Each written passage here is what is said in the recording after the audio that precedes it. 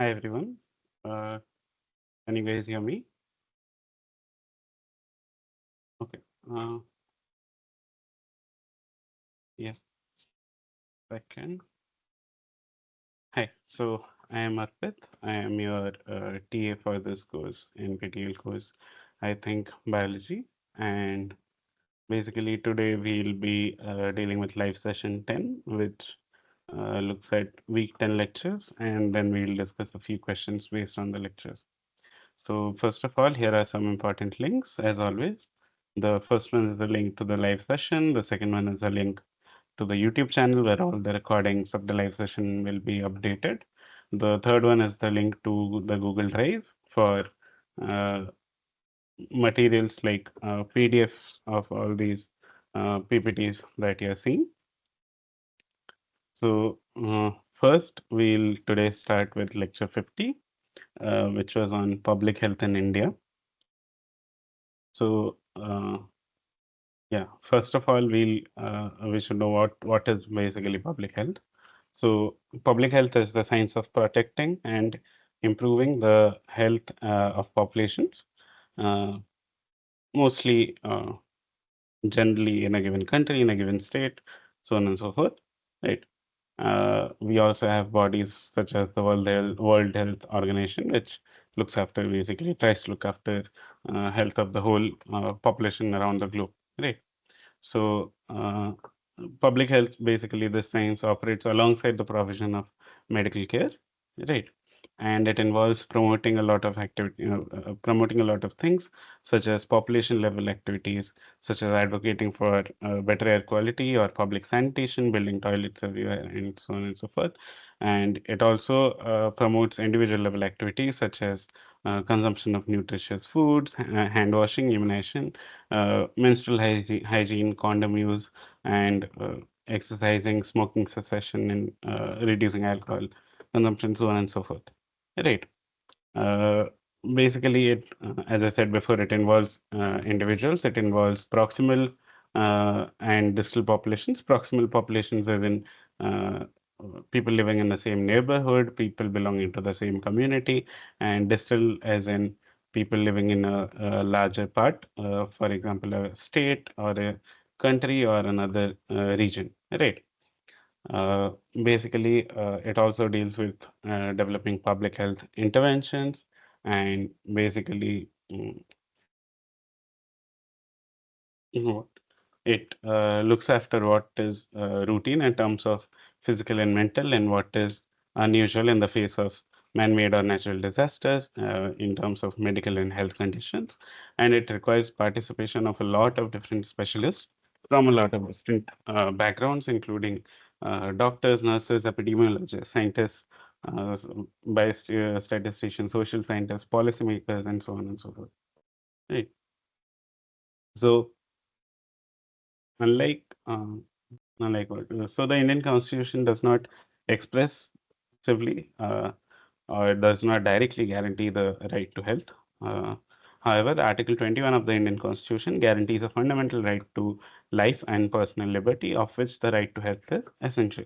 So, in a way, indirectly, uh, has a mention of the right to health, right? And India's healthcare system is mostly based on the report formed by the Bore Committee in 1946, where they basically said to put an emphasis on uh, it is designed to put an emphasis both on preventive and curative care. So, preventive care is basically preventing the happening of a disease, curative care is curing a disease, and it also has shaped how the Indian public health system is organized. Right. So, this is how basically the health system in India is organized. So we have at the lower levels accredited social health activities or ASHA people. And basically, then we have sub centers where people can go for treatment. And basically, these are like smaller places which can generally deal with things such as fever, diarrhea, and other kinds of things. Then for each 4 to 6 sub-center, we have a primary health center or health and wellness center where they would have slightly more facilities such as having a probably an ambulance or a few doctors. Just a sec.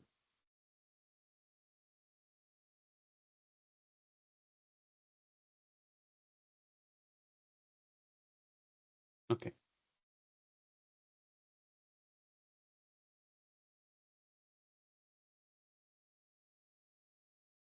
Yeah. Sorry. Yeah. And then above the primary healthcare center, we have the community health center, which generally would have much more facilities, such as having more medicines, more number of beds, maybe an operation theater, and so on and so forth, uh, and some other facilities such as X-ray and all that. And then we'll have district hospitals or subdivision hospitals, which basically have a lot more facilities and are basically meant to treat cases that cannot be handled by any of the other organizations organizations, right? So public health organizations. So basically, what do you say? Each of them start decreasing in number. And basically, for example, 4 5 sub-centers can be grouped to a primary health care center. 4 5 primary healthcare centers can be grouped to a community health center, and so on and so forth. So it reduces the number, but the quality of treatment gets better. And the main thing about the public health system is that it is meant to be free for everyone, right? So that even if you don't have any money, you should still be able to access a certain amount of what do you say, quality care. Correct. Now, here are some notable successes in terms of the health outcomes of the country because of things such as things such as these different health system organizations. Uh, so basically the life expectancy of people has increased from 32 to around 70. Infant mortality rate has decreased from 78 to 27 per thousand live births. Maternal mortality rate similarly has decreased from 556 to 113 per 100,000 births. And there's a decline of 50% in severe malnutrition rate. And as a nation, we have eradicated certain diseases due to our public health system, such as smallpox and polio, which used to claim a lot of lives or even add a lot of disabilities, right? Lead to a lot of disabilities.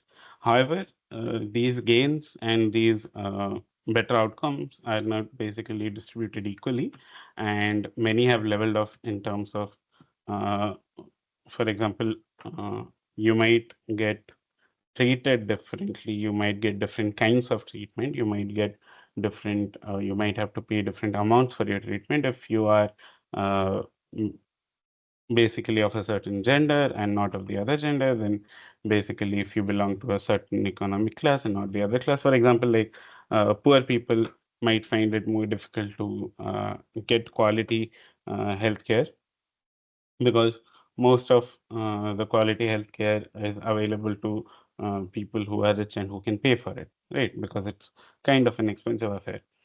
Similarly, people might be discriminated based upon their caste and based upon their residence and the region and migrant status in the terms of the treatment that they're basically getting in a public health center or in a hospital, right?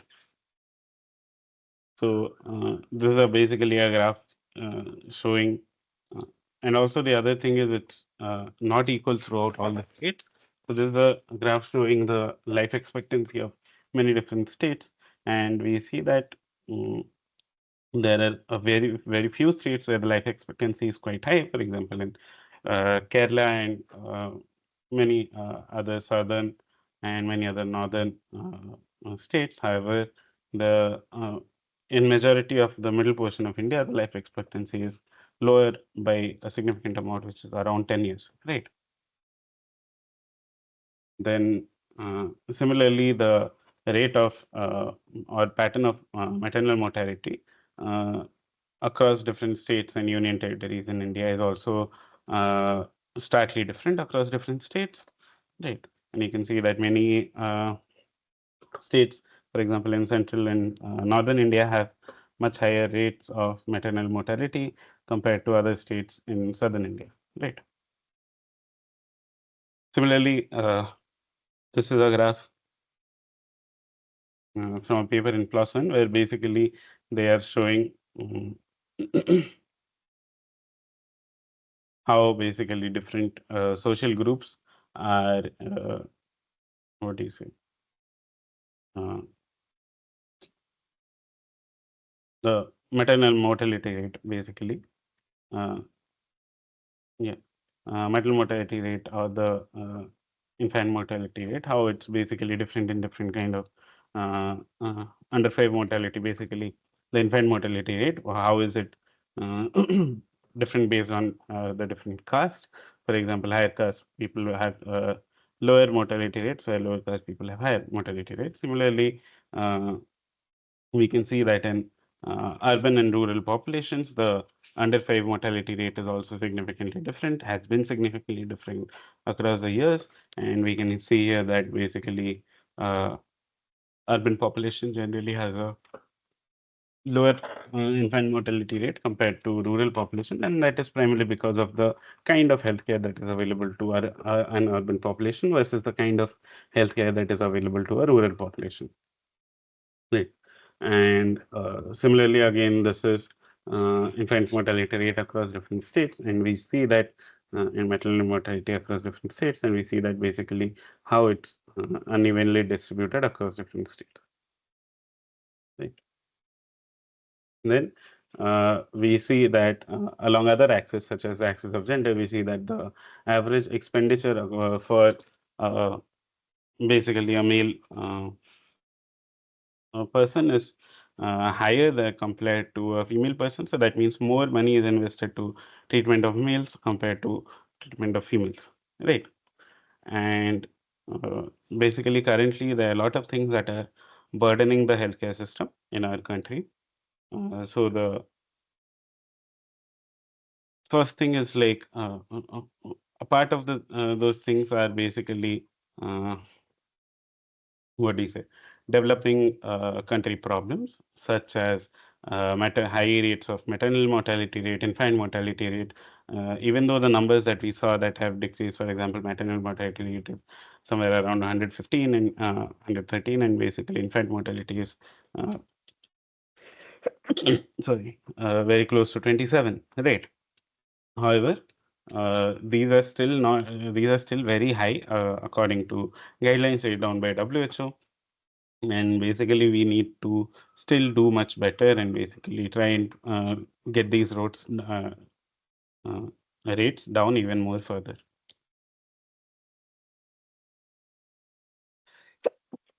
Sorry. The second thing is basically, not the second thing, so basically other things such as malnutrition and anemia are also major causes of concern in a large amount of our population. Then, basically, like developing countries, we have this uh, diseases, communicable diseases such as tuberculosis and other infectious diseases. Most recently, we had the COVID-19, which burdened the whole of the globe. The global healthcare system, and basically tuberculosis is disease. uh,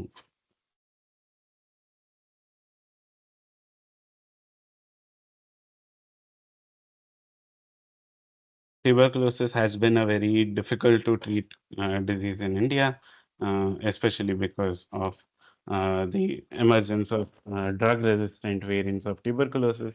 And basically, no, even like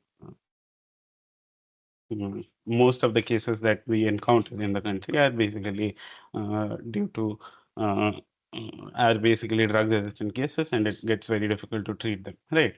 And apart from like burdens of the developing countries, India also has certain burdens that are mostly found in developed countries, such as the onset or the uh, incidence of higher incidences of basically cancer and other non-communicable diseases, and basically bad mental health, right?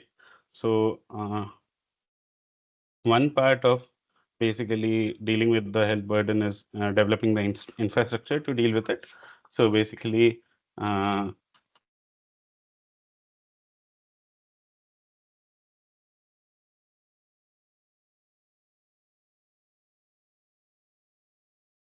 Yeah. So basically, the what do you say? Developing an infrastructure basically means that we need to make health facilities that are available, functioning, staffed, and staffed, for example, hospitals staffed with proper nurses and qualified doctors, then stocked with medical supplies such as medicines and other things that may be needed, for example, things you need in an OT. Uh, yeah, all those kinds of things.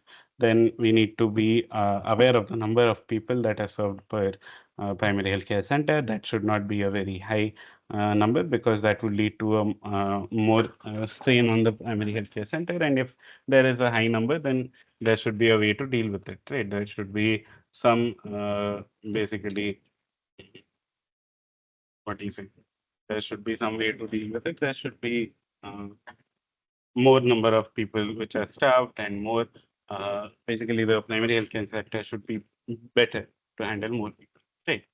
Then the other thing is population per hospital bed. So how many people in the population can have a bed right now if it is needed, right?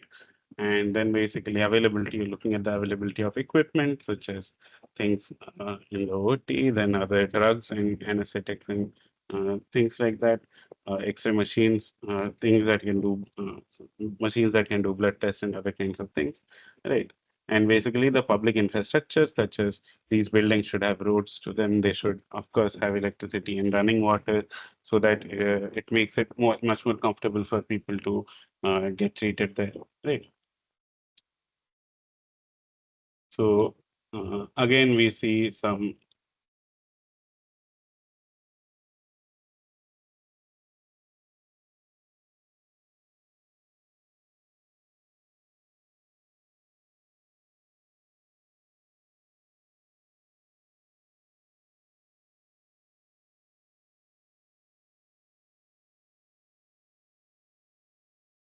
yeah, again, here we see some inequity in terms of the number of hospital beds per 1 lakh population. We see that on an average, basically for every 1,000 individuals, we have a single bed, right, across India.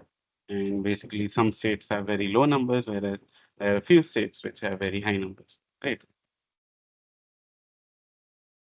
Similarly, we see that mm, there's always been a shortfall in terms of how many sub-centers, how many primary healthcare centers, how many community healthcare centers we need across the country versus how many we actually have. And you can see that there is a great amount of shortfall of these basic health infrastructure all across the country. Right. Then there's also been a constant shortage of qualified staff in this public healthcare centers, mostly, for example, the number of doctors, the number of pharmacists and lab technicians and all are quite less compared to what should be the required amount. And basically, they are also in general very overworked because of that. Right. That also leads to a lot more human errors. Then when we talk about the next thing that we talk about in public health is basically the funding for public health. So health falls under the Ministry of Health and Family Welfare of the Indian government. Basically, uh, an annual budget of around 80,000 crores is provided by the central government, which is to be supplemented by the state fund with more funding. And it covers both direct services, such as giving care to people, and capital expenditure, such as building infrastructure, building hospitals, getting beds, building an operation theater, so on and so forth.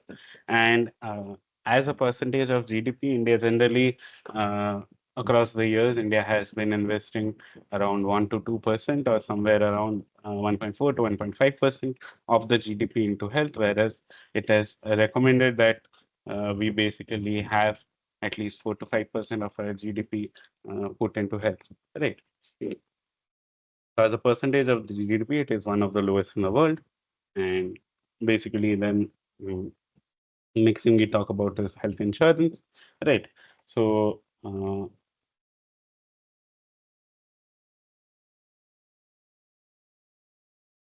yeah. So health insurance is also an important aspect of public health. especially nowadays because it's getting quite expensive to do any medical procedures, have any medical procedures, and so on and so forth.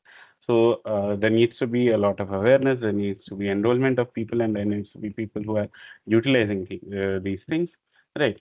Uh, so basically, population which is among the two lowest wealth quantiles, which is basically the poorest, most of the poorest population, most of the households that are poor, basically generally do not have health insurance or have very minimal amount of minimal people have insurance.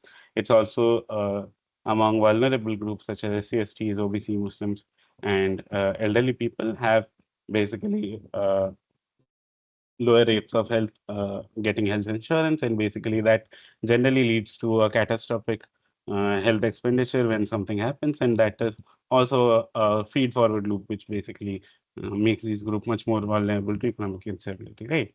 And then we have basically uh, uh, people living in rural areas generally don't have health insurance compared to people who are living in more urban areas, and basically the other thing is based on gender. There are like enrollment is also very similar across genders, but for females, they generally tend to focus on reproductive and maternal health, and in turn, they basically many of the times they leave out other health issues, right? And they solely focus on reproductive or maternal health, right?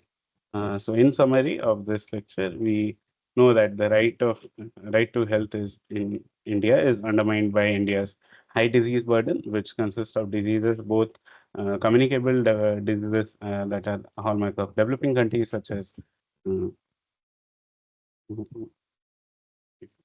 uh, tuberculosis, and also mm, uh, developed country diseases such as cancer and other non-communicable diseases. Then the social inequities, which also increase or undermine this right to health by negatively affecting our healthcare system. There are also inadequate health infrastructure. There's inadequate health infrastructure and basically a severe underfunding of health services, because we saw as per basically the amount of money that is spent in the health center, the amount of percentage of GDP is not quite up to the mark. So after this, basically, the next lecture was a discussion on public health by Dr. Abharav. I would highly recommend you guys to go and watch that lecture. Not the lecture, watch that discussion.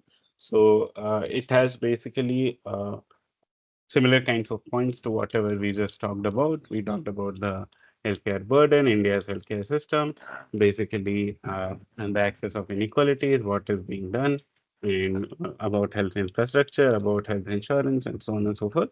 So all these things are also present there. Also, they look at how does privatization affect, how is privatization currently affecting the uh, healthcare system in India. Is it good? Is it bad? So I would highly suggest you guys to go and watch that lecture video, mm, discussion video, and basically that would help you uh, get a more broader understanding of all these things, right? Mm, so since we have covered most of the points that were discussed there, we'll not delve deeper into all that for now. Next, we'll move on to basically the case studies. So this week we have two case studies. One is on rotavirus, and the second one is on malaria. Um, so now we'll first talk about the rotavirus case study, and then we'll move on to the malaria case study. Okay, just a second. Get started.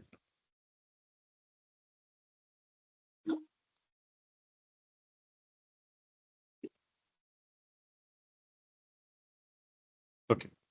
So, rotavirus, as we know, is basically a virus, and we have various different kinds of viruses that are present and that basically plague humans. Of that, I think one of the most famous example, one of the most recent examples is the coronavirus, which caused a pandemic in 2019. But there are so many different kinds of viruses that basically affect a lot of different organisms. Right. So how does a virus basically work? Right? How does a virus infect a human being? Why does it cause a disease? Right. So basically, what happens is the virus initially attaches to a cell and then enters it. Right. So virus attaches to a cell and then enters it. Once it is entered, the virus releases its genome into the host cell. So basically, generally, viruses are made up of RNA or sometimes DNA. Right. So they release that genetic material into the host cell. Then it uses the host cell machinery, the ribosomes, endoplasmic reticulum, and so on and so forth, to basically create more copies of itself. So it basically translates all those proteins and uh, um, mRNAs that basically it has. It's creating.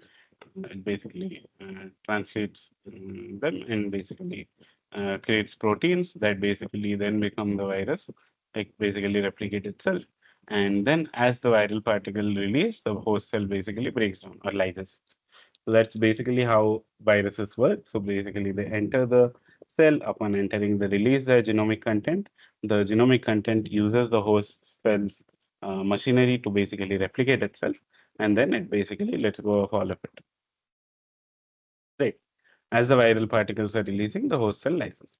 So the second thing is basically not second thing. So basically, rotavirus is one such virus, and basically it's called rotavirus because it looks like a wheel, and basically it has a lot of these different kinds of proteins, viral proteins, which are present in different areas, right? So some are present on the outside, some are present inside the membrane. Then there's genetic material inside the membrane, which is generally double-stranded RNA in this case, which is double-stranded RNA in this case, right?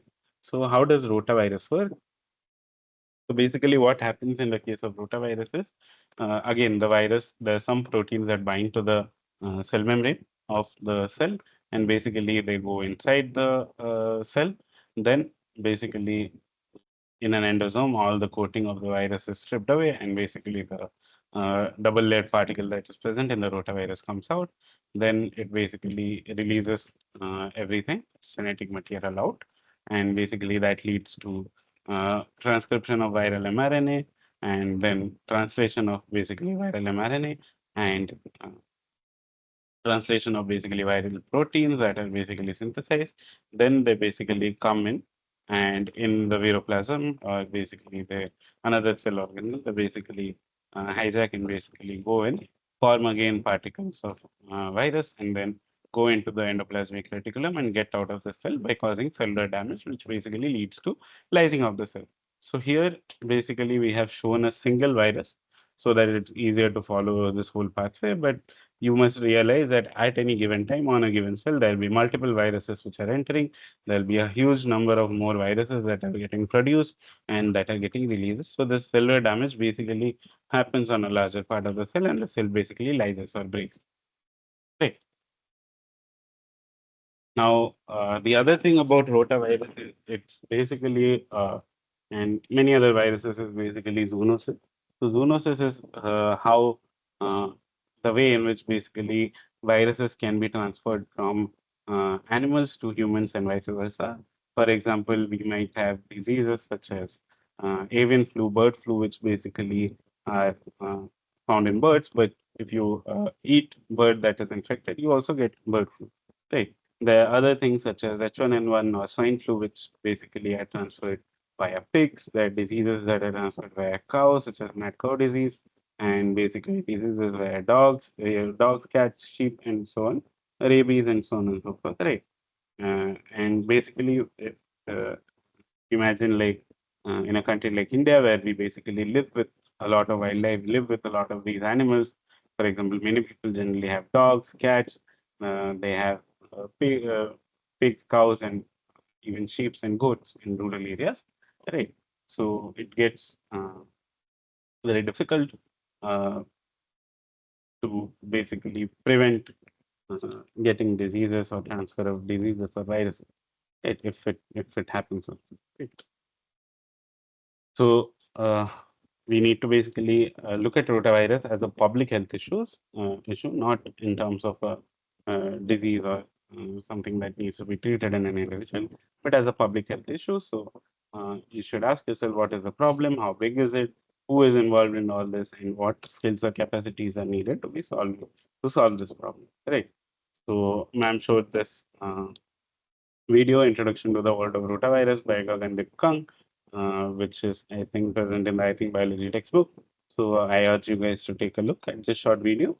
So, basically, in this video, uh, Dr. Gagan Kang basically she has worked extensively on rotavirus, and she talks about the rotavirus issue. And basically, she talks about basically how there are different genomes or strains of rotavirus that cause diseases. Then she talks how zoonosis plays a part in rotavirus transmission and so on and so forth. Then she talks about all the different kinds of lenses through which we can look at the disease, how it happens in individuals, how it affects families and communities, right?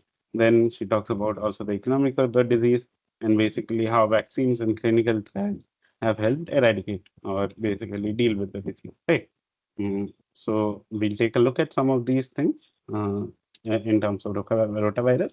But first, we want to know basically how do we experiment on these viruses? How do we basically, so we know that there are different kinds of genomes, there are different strains of the virus, but how do we experiment on them? What do we do? How do we figure out what happens and so on and so forth in the lab, right? So basically, what we do is we basically look at model organisms. So, for example, here on the right hand side, although this image is quite bad, you can see that this is something called an organoid, which is basically a collection of different kinds of, which is basically a collection of cells that has been grown and injected with the required precursors to become something like an organ. So it's not exactly an organ, but it basically has specialized cells of different kinds of specialized cells of that organ, and basically can function similar to that organ, right? And this is called an organoid. So basically, depending on what we want to study, what kind of disease or what kind of thing phenomenon we want to study, we basically uh, can have different kinds of model organisms in the lab that we basically use to study. For example, if we are interested in studying sleep, then probably it's a good idea to use a primate system to study sleep instead of looking at bacteria, because sleep is not something that is exactly defined for a bacteria, right?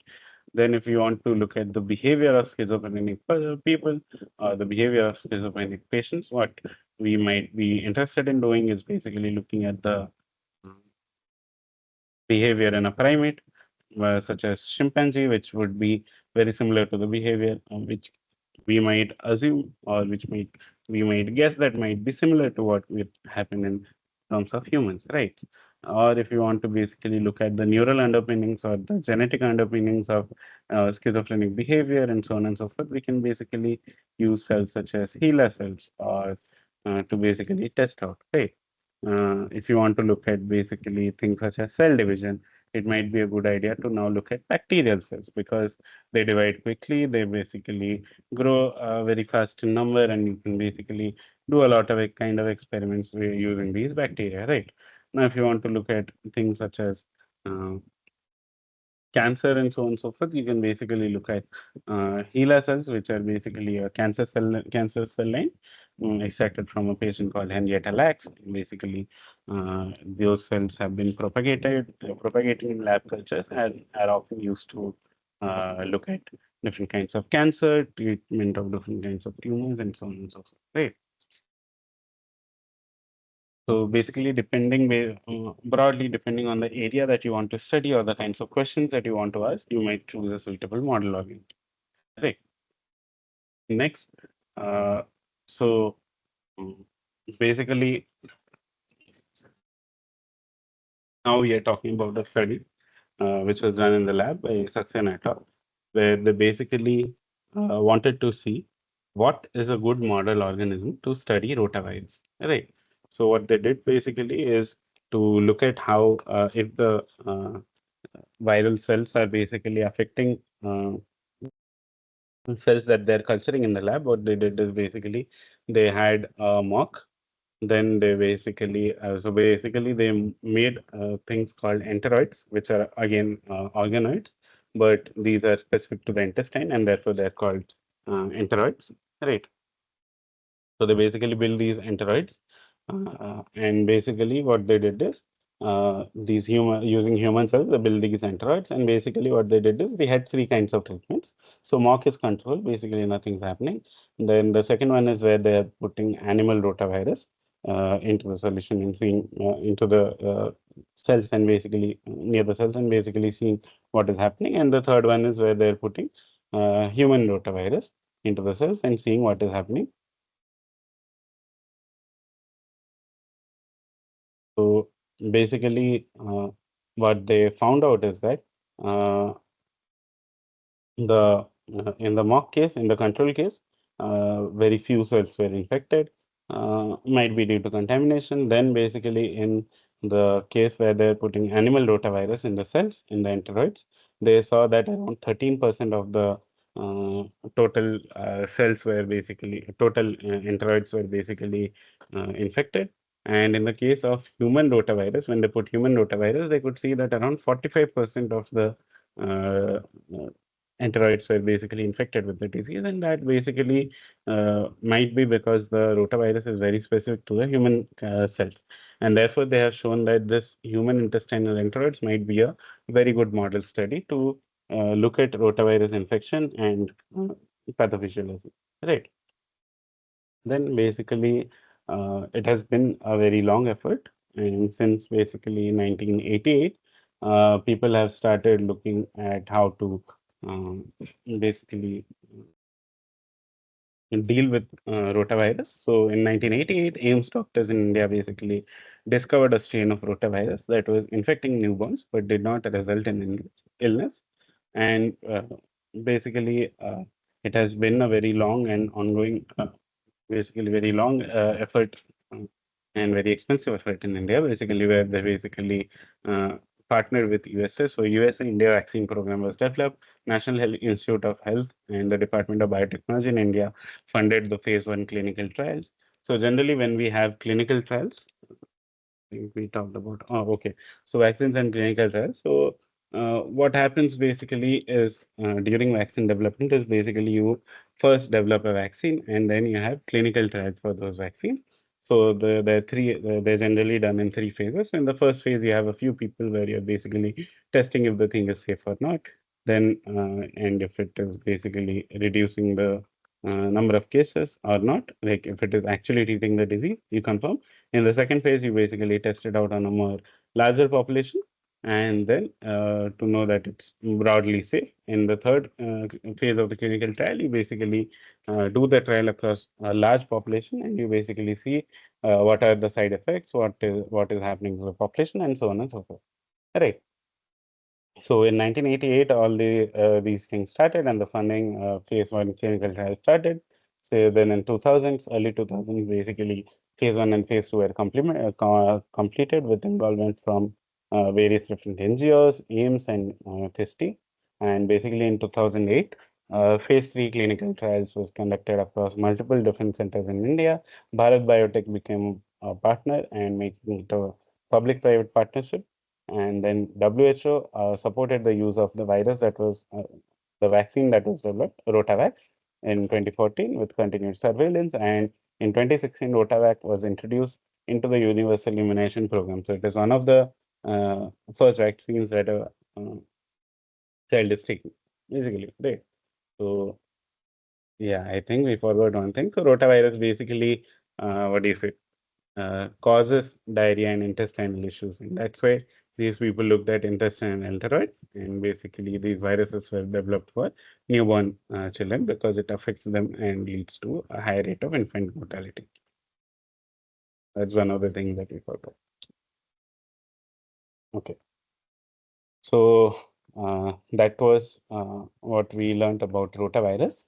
In the next part, we'll talk about basically another case study on public health, which is in the case of malaria. Right, which is the disease of malaria. We'll start in 2 minutes.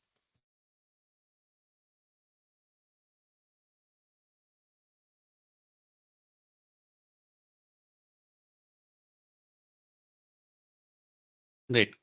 So, malaria is basically a disease that is quite old. It's not something that is quite new, and it dates as far back as 2700 BC, where in clay tablets of China, people have found in China's text, people have found that basically there are mentions of a disease very similar to malaria, and it was caused by three demons. And in Vedic Indian writings, it was known as the king of diseases. And in Greece, basically, malarial onset, linked malarial onset, appeared to the appearance of the star Sirius that is present in one of the constellations in the sky. Right. So they mentioned about all that. So the second thing is why is studying malaria important? Right. So globally, there are around 200 million infections of malaria annually and half a million deaths. Right. In 2021 alone, there were around 247 million cases of malaria worldwide and 619,000 deaths.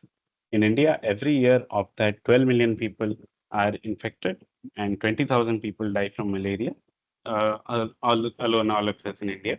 Right. So to understand basically malaria, people have tried to put forward a lot of different kinds of theories. We saw that early Chinese texts thought they were caused by three demons. Then in early 1800s, basically the miasma theory, and that's basically how malaria gets its name. In Italian, basically malaria means mal means bad, aria means air. So basically it is caused due to bad air. That's why it's called malaria. Right. So that is basically what in early 1800s the miasma theory said is basically the diseases are caused basically by unhealthy or polluted vapors, miasma that is rising from the ground or decaying matter. And then when the germ theory was developed and uh, basically people disproved this miasma theory, then Charles Laveran is the person who said that malaria are due to a germ, produced due to a germ and not because of bad air. Right. So what he basically did was basically he observed basically during World War II, basically there were a lot of soldiers that were going to fight in the Vietnam and they got a lot of what do you say, malaria. So what he did, Charles Laveran, what he did was basically he uh, looked at the blood of these soldiers which had malaria or high fever, and he basically observed crescent shaped colorless bodies with pigmented dots. And basically, ultimately, by looking at multiple different cases, he was able to recognize more distinct forms of these pigmented bodies in human blood. And on the right hand side, we can see all the different kinds of forms that he basically figured out. And basically, these three forms that he saw, figure denoted by figure 7, 8, and 9, basically show that this whatever germ or pathogen it is, it basically has flagella, and that makes it more likely for this to be a parasite. Right. So that's how Charles Leverin basically uh, understood that this is caused by a germ, and the germ is present in our blood. Right. But how do these microbes enter the human bloodstream in the first place? So that was the beginning of another scientific inquiry where basically Sir Patrick Manson uh, discovered that mosquitoes act as vectors that basically transmit the filaria worms to humans. Right. So, inspired by Sir Ronald Ross to investigate the transmission of malaria in humans, he basically, so basically that guy, Sir Patrick Manson, inspired Sir Ronald Ross, who basically investigated the transmission of malaria in humans, and he thought that maybe it is carried out by mosquitoes, right? So, basically, these are the few observations that he made. The first thing is malarial parasites resided in liver cells of the infected people. Right. The second thing is infected individuals' RBCs contain pigmented bodies caused by hemozoin. Right. Uh, then the third thing is mosquitoes which had dappled wings occurred in areas where malaria was prevalent in India. So in some pockets of the country, there were places where malaria was basically prevalent, and in those pockets there were also mosquitoes which had these dappled wings. Right. So Sir Donald Ross had a hypothesis that mosquitoes serve as vectors for malaria. Right. So what he said basically is the belief is growing on me that the disease is communicated by the bite of a mosquito. She always injects a small quantity of fluid with her bite. What if the parasites get into the system in this manner?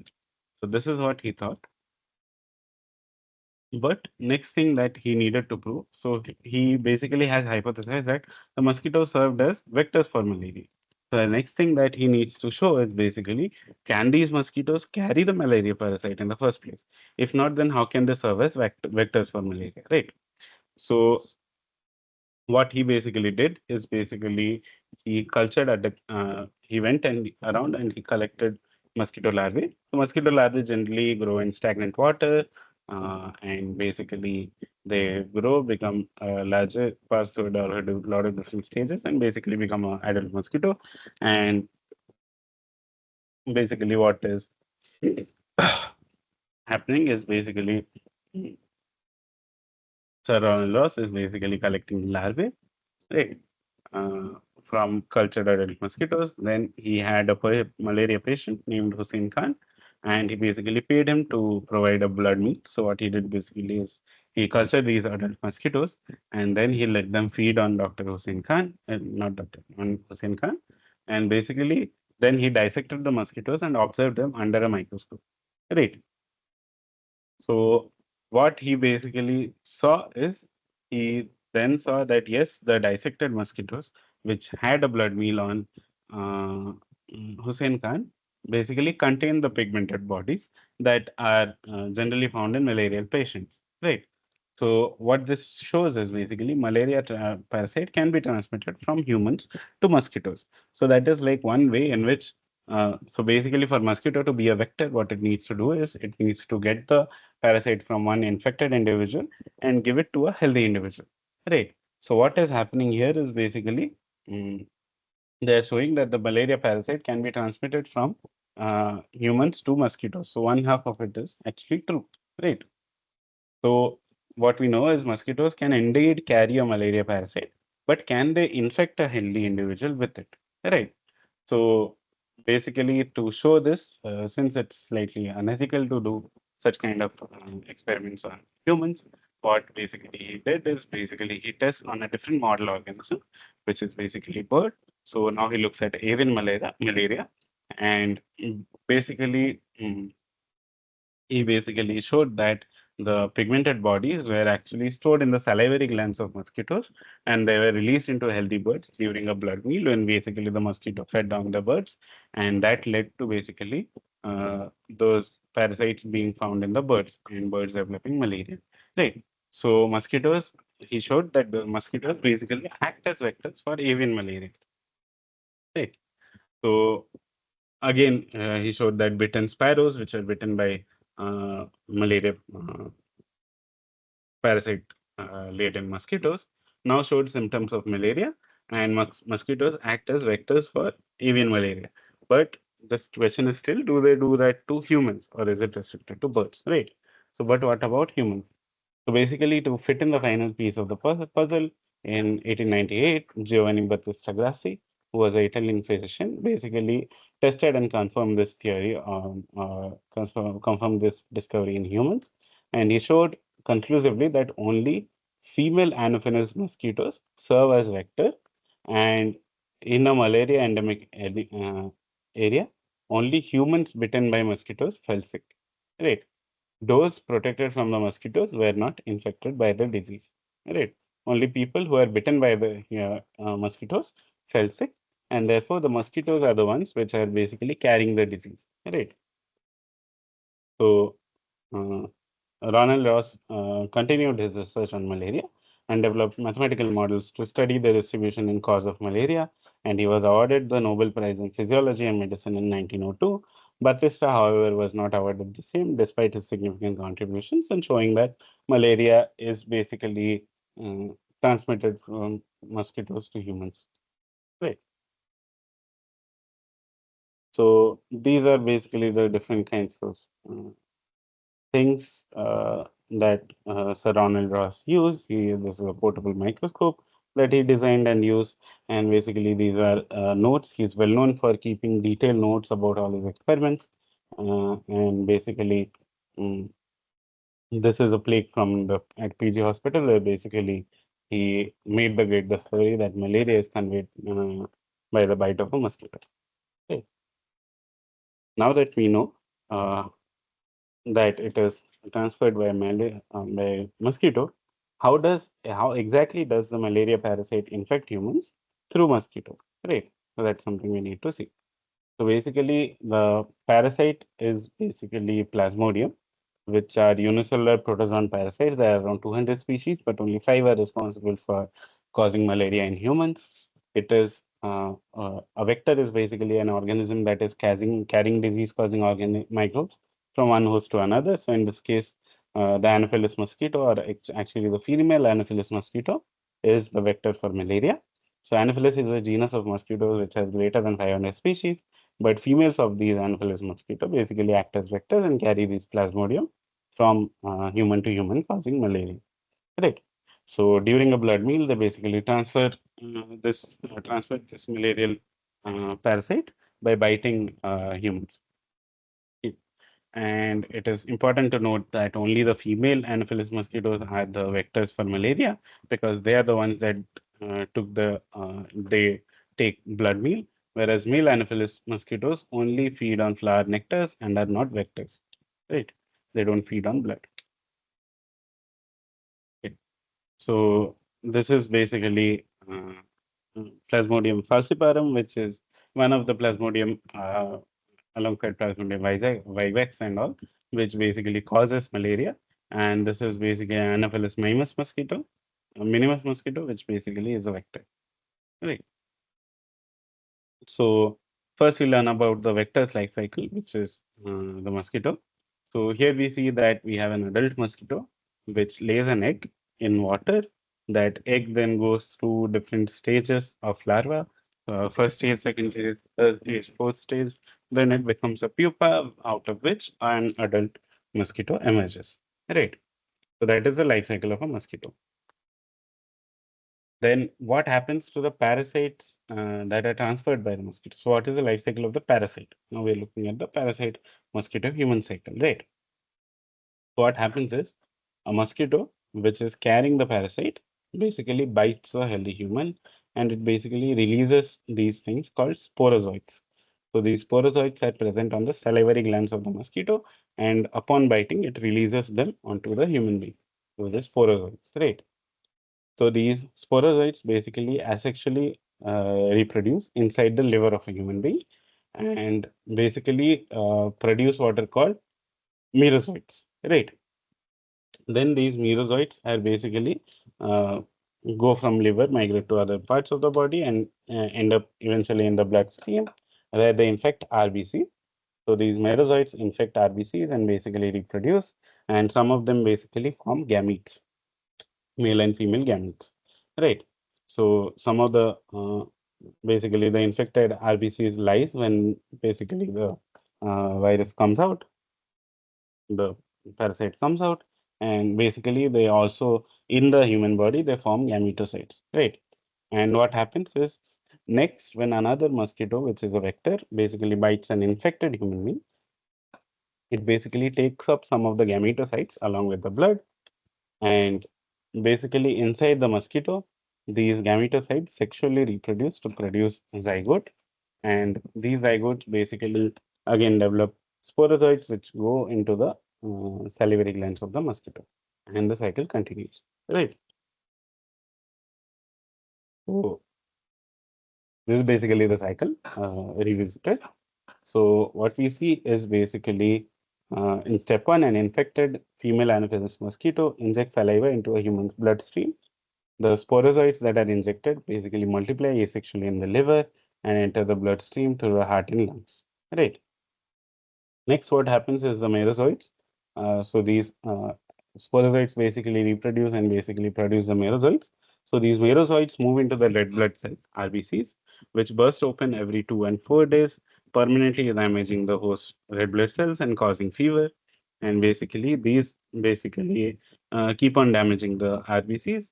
And some merozoites in the RBC develop into gametocytes that circulate throughout the bloodstream of the human and a mosquito, when it bites infected human, it basically injects gametocytes in a subsequent bite. Then these gametocytes mature into male and female gametes in the mosquito's gut. Thousands of active sporozoites develop inside the oocysts, which then burst open, releasing sporozoites. And basically, They transfer into the salivary glands of the mosquito, and this cycle continues. Right. So, what are the symptoms of malaria? So, malaria shows a lot of different symptoms. For example, you have fever, you have a lot of fever, you have a lot of shivering and headaches, you have vomiting, general muscle pain, and in severe cases, there's a lot of anemia because many of your red blood cells are getting destroyed. Then, basically, dark or bloody urine, respiratory issues, and multiple organ failure. Right. So, these are the various symptoms of malaria. Now we know how the disease is being transmitted from one human to another via how the parasite is transmitted via a vector. Now there is a search for the cure that has started. Right. But we should always remember that a disease can always fight back. So in 1920s, the cinchona tree bark from Peru was identified to have anti-malaria properties, and they found out that quinine, which was an active ingredient in cinchona bark, was effective against malaria and was then used wisely. And so many other variants were also developed of this. Over time, however, its efficacy started reducing. So drug-resistant malaria was evolving because eventually you know that if there is a disease and if you have a treatment for it, if you have a basically develop some drug for it. Basically, eventually, life on the other side, the parasite, the pathogen basically responds. They try to uh, basically get resist that, and that happens on an evolutionary scale because out of random mutations, out of random chances, there will be some uh, parasites which will be resistant to the disease, and they will start growing in number, right? Because you are injecting the same disease, same uh, drug again and again. Right. So drug resistance will uh, start evolving in existence. Right. So 50 years later, from 1920s, we are now in 1960s. Around 50 years later, there was the beginning of the 20-year war between US and the Vietnam. Over half of all the troops that were engaged uh, there suffered from malaria. So 2UU, who uh, basically joined the Institute of Chinese Material Medica in 1960s. In basically 1969, close around to 1930s, 2UU was appointed as the head of Project 523 in search for a cure of malaria. Right. So what she did is basically she screened a lot of different ancient Chinese medical texts which describe cure for diseases that resembled malaria. And out of that, she derived 640 recipes from animal and plant sources. And basically, she showed that this herb, which is known as king how or Artemisia, belongs to the Artemisia genus, showed promise. But when she tried it out, the effects were inconsistent. Right, because generally when we are extracting a drug from somewhere, we basically boil it, we basically heat it, we try to extract the drug through heated extraction process, right? But when later 2UU went back and looked at all these texts, she noted that there was no mention of boiling or heating the herb before administering it in the text, right? So what happens is basically she realized that maybe boiling or heating is the reason why this active ingredient that is present in this Artemisia herb or Kingao herb is basically getting destroyed. Right. So the hypothesis here that she proposes is that heating damages the active ingredients that have the anti-malarial properties. And when she tested it out, she figured out that yes, indeed, it does. So artemisinin was shown to be 100% effective in mice and monkeys, which was extracted from this Artemisia genus herb uh, by basically not by heat extraction, but by other methods. And basically during wartime, because there was an urgent need for the cure, this was given to soldiers in the Vietnam War, and two of her teammates. Basically, because it's the war has started, and basically we need a cure as soon as possible. So what happened is instead of doing a very large scale study, what two of our teammates did is basically they tested this thing on themselves because they had shown that it's 100% effective in mice and monkeys. So they were very sure about it. And they basically tested it on themselves and showed that it was safe and effective in treating malaria. And once the safety was confirmed, clinical trials were expedited. They were done quite fast. And her work was actually not published in English till 1979. And in 1981, the WHO World Health Organization invited her to share her findings. Right. So artemisinin and its derivatives have helped more than 200 million malaria patients since then. WHO now recommends artemisinin combination drug therapy as the first line of treatment for malaria. And 2U was awarded the Lasker Prize in 2011 and also the Nobel Prize in 2015 for her contribution to uh, dealing with malaria. Right. In our lifetime, we have been unfortunate or fortunate enough to go through another such uh, uh, cycle, which is COVID-19, where basically we had to expedite drug trials and basically figure out a cure or a vaccine for the disease in a very quickly, right? And Tu Yu was the first Chinese woman to win the Nobel Prize. Right? So prevention is better than cure. So what we talked about till now is basically about developing a uh, cure for malaria. But as we all know, prevention is better than cure. So if you don't have a disease, it's much better than treating a disease that you have. Right. So what are some preventive strategies? Preventive strategies to deal with malaria. So basically, first thing is to basically um, prevent mosquitoes from breeding or prevent them from basically coming around biting you. So use mosquito nets while sleeping, use mosquito repellent creams, things such as this mosquito bat, these electrical mosquito repellents, scented oil such as neem oil, tea tree oil, then wearing clothing that covers your skin fully.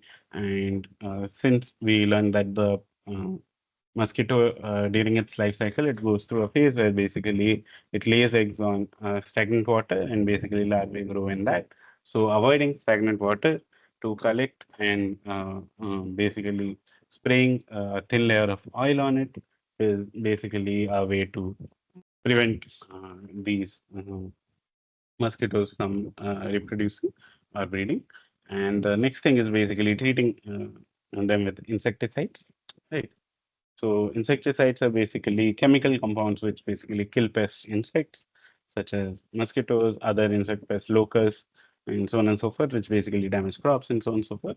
One of the most widely used insecticides is dichlorodiphene trichloroethane or DDT, which was used during World War II to effectively control malaria and typhus fever among civilian and military troops by killing off mosquitoes, right, and other insects.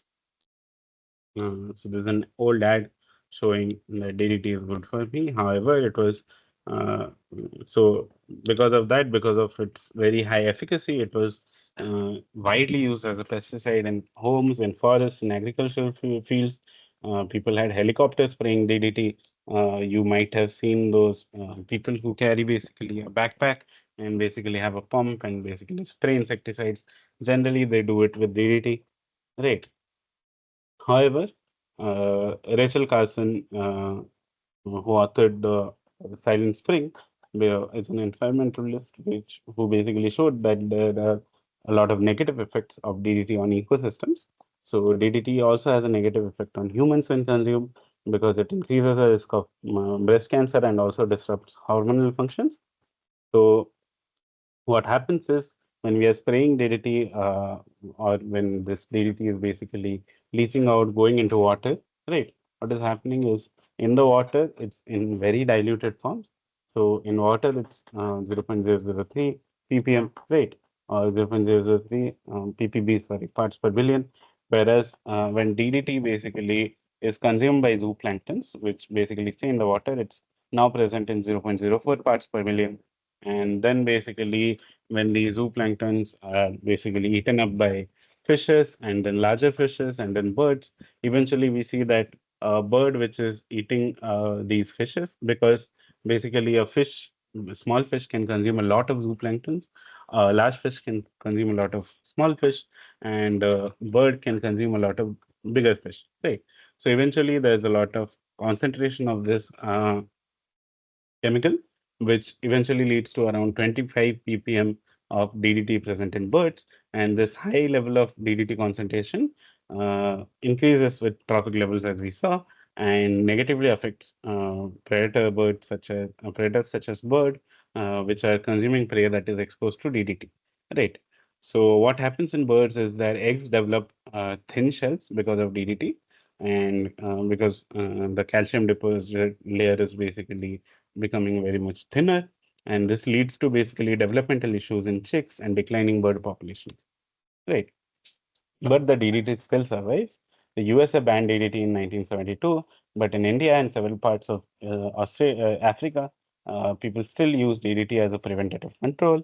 India is the largest producer of DDT, which produces around 3,000 metric tons of it annually, and mass spraying of DDT has led to some mosquitoes developing resistance to DDT in several parts of the country. So, along with causing these huge effects, huge negative effects on the ecosystem and on different populations, it also is not able to deal with the mosquito problem because the mosquitoes are developing resistance to DDT. Right. So, one of the best preventative measure of anything is basically developing a vaccine for it. Right. So vaccines are a very effective preventative measure. They are proven to be useful against a variety of diseases like smallpox, polio, uh, and most recently COVID-19. Right. So basically, what happens, or basically how a vaccine is basically created, is basically how vaccine basically works is basically some form of the disease is injected to the body. For example, in the syringe here, you see that mm, right, basically you see that some form of the disease which is very either the disease is not virulent, so it's not causing a lot of bad symptoms, or basically it's dead form of the virus or dead form of the bacteria which is injected, right, or very less active form of the bacteria injected in very small quantities, and then what happens, your body detects the foreign entity and mounts an immune response by creating antibodies. Now, next time what happens is, next time if you contract the disease, if you get a large number of these infectious microbes, what will happen is the immune system now has memory of your previous exposure, and what it does is basically it can fight with it mm, more vigorously. Right, so it knows what antibodies to produce, what will basically defeat this or kill this pathogen, and it will produce that in a huge number. Right. So, despite being such an old disease, there is no effective vaccine for malaria till now. Uh, like now, maybe, but it has been a very long time since uh, the disease, right? So, basically, Plasmodium, this is mostly because Plasmodium has a very complex life cycle and it can produce a varying amount of antigen because it has two hosts, which is humans and mosquitoes. So, it basically is has a much more complex life cycle and is a very difficult to deal with, right? So, a mildly effective vaccine was approved by WHO in 2021, which is known as Mosquirix, right? And basically, places such as Malawi, Ghana, and Kenya, where there's a lot of incidents of mosquitoes, are basically conducting pilot studies to test the efficacy of this. Right. In India, India's geoclimatic conditions are a very conducive environment for various mosquito species, and they're responsible for various diseases such as filaria, dengue, chikungunya, malaria, and so on. And because of lack of awareness, diverse environments, and increasing temperatures due to climate change, they basically contribute more to malaria incidents. And according to World Malaria Report in 2019 by WHO, 58% of malaria cases in Southeast Asia, which is greater than 50% of the cases in Southeast Asia, are basically reported from India. However, over the years, India has made significant progress in tackling malaria. Right. So in India, we have basically 9 Anopheles species vectors, which basically transmit 3 Plasmodium species: Plasmodium falciparum, which we saw before, Plasmodium vivax, and Plasmodium malariae. Plasmodium falciparum is the most common parasite which causes malaria, and Anopheles choleciphasius is basically the primary vector.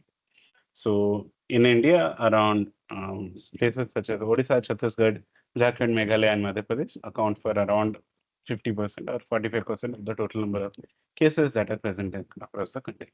Right. So here's the graph showing state-wise and vector-wise the different malaria cases that are present across India.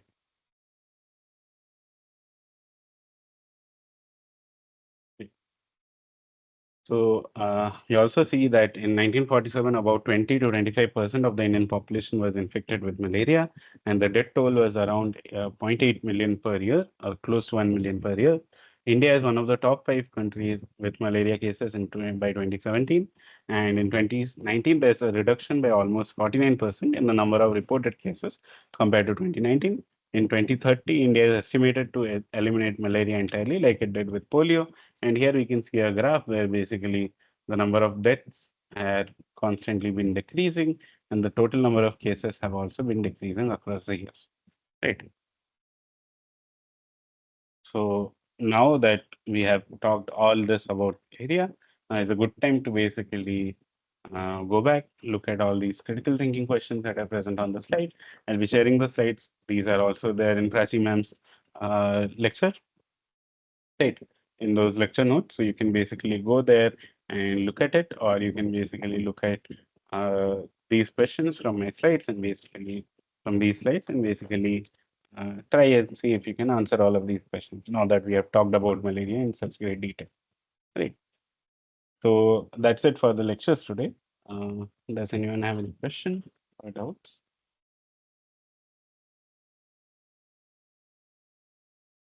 Okay. So we'll move on to practice assignment number 10.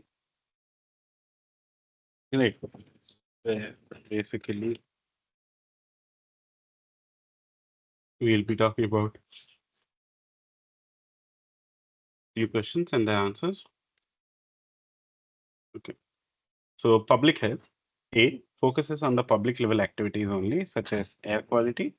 B, focuses on uh, individual level activities only, such as hand washing, menstrual hygiene, and exercise. C is the science of protecting and improving the health of the public and operates along with medical care. And D, none of the above. So as we have said before, as we have defined it before, the answer here is, uh, sorry, answer here is C, which is public health is the science of protecting and improving the health of the public and operates along with medical care. So the next question is, public health requires A, doctors and nurses, B, biostatisticians and epidemiologists, C, policymakers and government officials, D, all of the above, E, none of the above. So the answer here is D, all of the above. We talked that public health is a great deal of things, and it deals with a lot of different kinds of issues, and basically it needs a lot of different kinds of people with a lot of different kinds of backgrounds to deal with things. Right. Which of these statements is not true? India's health system structure includes accredited social health activists, ASHA workers, sub-centers, primary healthcare centers, community healthcare centers, and district hospitals. India has made great strides in improving life expectancy and infant mortality rate. India spends nearly 5% of its GDP on health, and D, all of the above. So the first two statements are true. The third one is false because India spends somewhere close to around 1.5 to maybe or 1 to 2% of its GDP on health. Right. Now, the next question is, what are the metrics by which one can evaluate the public health infrastructure? A, health facilities available, availability of medical equipment. B, number of people served per primary health care center, population per hospital bed. C, public infrastructure such as roads. D, all of the above. And E, A and B only. The answer here is all of these things, such as what are the health facilities available, what is the availability of medical equipment, what are the number of people that are served by PHCs, what is the population per hospital bed, and public infrastructure such as roads, electricity, and water. All of them are basically metrics by which one can evaluate the public health infrastructure. And basically, all of these are different areas in which it should be functioning properly. Okay. The next question is, India faces health issues of A, developing countries such as relatively high maternal mortality and high infant mortality. B. Developed countries such as high incidence of cancer, diabetes, cardiovascular disease. C. Both A and B. D. None of the above. The answer here is C. So India faces both developing country problems such as high maternal and infant mortality, high incidences of tuberculosis and other communicable diseases, and also it faces health issues of developing countries such as high incidence of cancer, diabetes, and cardiovascular disease. How can India address the mental health crisis? A. Continue many practices that fold people with mental health issues into regular society while also providing them with treatment. B. Increase the number of mental health specialists. C. Reduce stigma around mental health issues. And D. All of the above. So the answer here is D. All of the above. And all of this can be used to address the mental health crisis in India. What are the recommendations Dr. Abha Rao makes for improving public health in India? A. Investing less in health in terms of percentage GDP. So that is not a recommendation. We need to invest more. Invest in medical colleges to train more medical personnel from technicians to specialist doctors. Uh, yes. Invest in medical infrastructure, including equipment and supplies. Yes.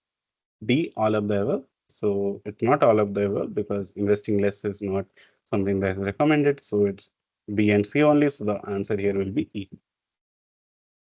So that was it for today's class. Uh, does anyone have any questions or any doubts? Please feel free to ask.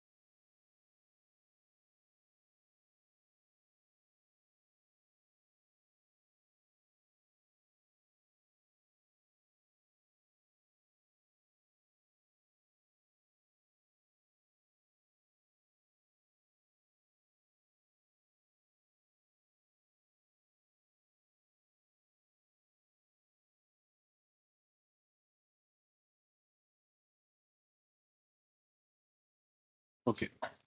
So we'll stop here since there are no questions. Um, and we'll meet again next week. Thank you guys. Whoever is attending, whoever is seeing. Uh, I'll meet you guys next week. Bye.